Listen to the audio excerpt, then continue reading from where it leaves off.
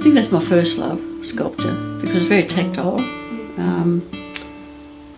I never quite know how things are going to turn out. I'll get an idea and start putting things together, but I'll have a theme, like this theme is basically birds and things like that. And then I can bounce off one to make a whole series of work and work intuitively. Mainly one theme through one body of work.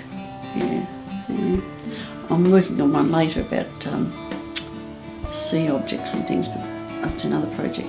Well, this one is basically birds, but still found objects and things I make myself. Yeah, sticks and anything. Things from the garden, things like that. I'm making these Daughters of the Enchantress, I'm calling them. They're all to do with found objects from the beach, like sea sponges, but I'll change what they are into something else, so they're going to be more ephemeral and brightly coloured, so entirely different. So I thought I'd try something else.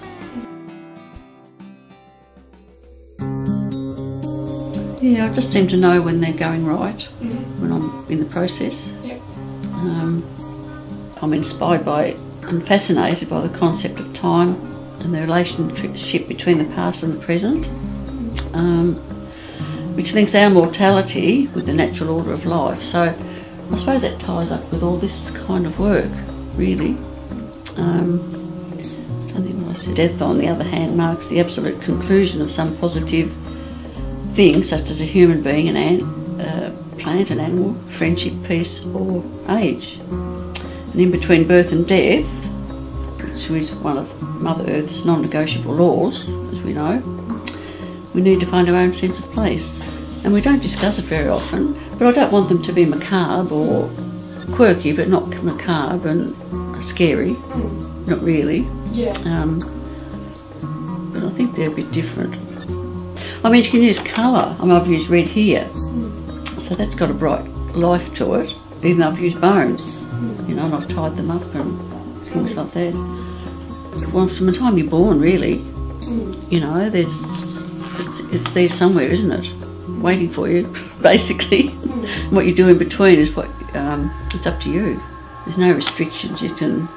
I'm not out to shock. I don't do that. I hope to think there's a bit of beauty in these things that do refer to death. You know, bring a bit of beauty into it as well. Sort of being part of the system from the time you're born until you die. You can't escape that system. So you're in the system. But then on the other hand, if we didn't have that and rules, it'd be pretty unruly world to live in. I suppose most artists, it's your creation and it's what you're putting into it, and nobody can take that away from you, really. You know, how you express yourself.